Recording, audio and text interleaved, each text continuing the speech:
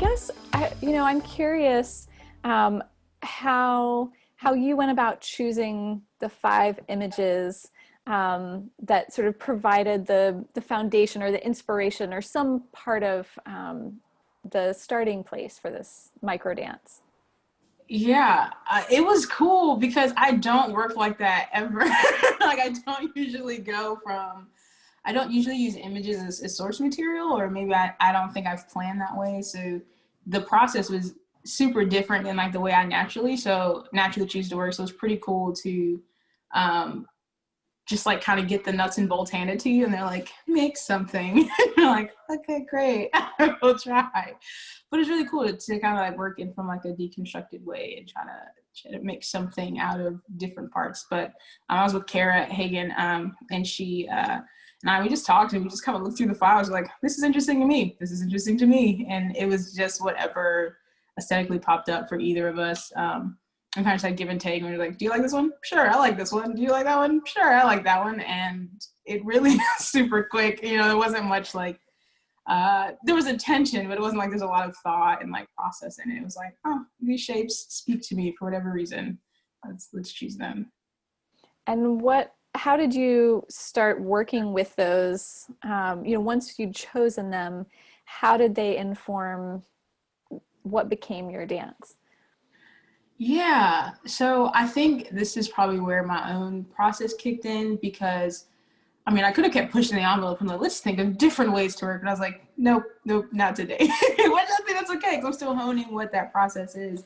And I went straight to movement. I didn't really think to maybe layer them with text or another way of, architecture or something like that other people might use to inform or music. I went just straight to movement. So whatever the posture the person was in, I would try to make that posture, and then would also try to use different movements. How can I get there? How can I get out of it? Is what they're doing, how does it feel in my body? Does this feel like a place that I would be staying, even though it's like a stagnant picture? Is this a place I feel like I'd be moving through, or I'd be using in another way? And trying to let whatever the picture was feeling like in my body, try to let it connect to the movement patterns I already have in my body, and try to like let them talk to each other. Like, where does this want to go?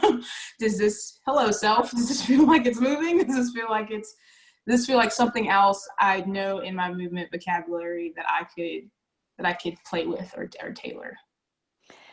Hearing you talk about the sort of like talking, the images and what they suggest, those postures, having a conversation with your natural rhythms and postures is really interesting. I've been thinking about that sense of conversation a lot in this process. I've been thinking about it mostly in terms of, we have these 20 artists who are approaching this project from very different aesthetic perspectives. And so we've got these 20 very different dances that somehow we're going to bring together into like one creative project.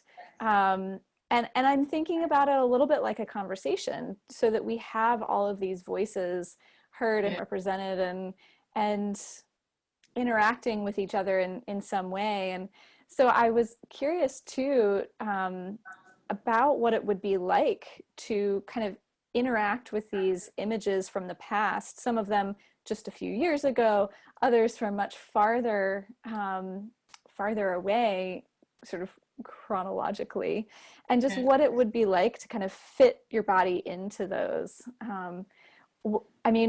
Was it hard? Was it challenging? Was it interesting? Did you notice anything in particular about that process? Huh. I wouldn't necessarily say it was challenge. I wouldn't say it was challenging in the fact of the way I was working, because that way of working is known. And like, school, you got to practice things like that in school before. So it wasn't completely new. But I think the challenge was trying to do something that was interesting to me with material that wasn't necessarily connected to me.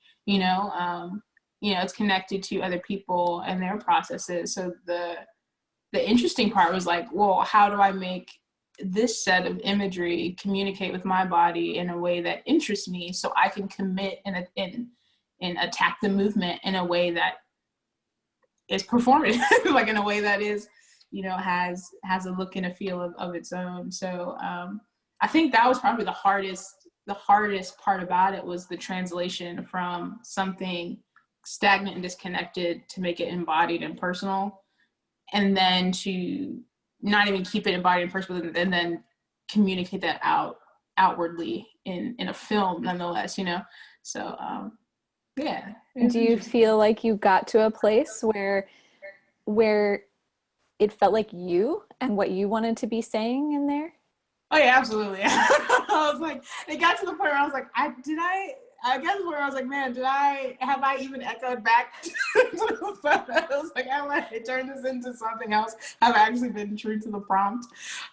Which I feel like I may have leaned more towards myself, but I know where some of the materials and like the things come from. So I was like, hopefully it's still recognizable. And I don't think it's like wrong that it's not, but I do think it does have a tie. It comes from somewhere. I do want to honor the lineage and homage of it. So it should at least be, you know, tactile.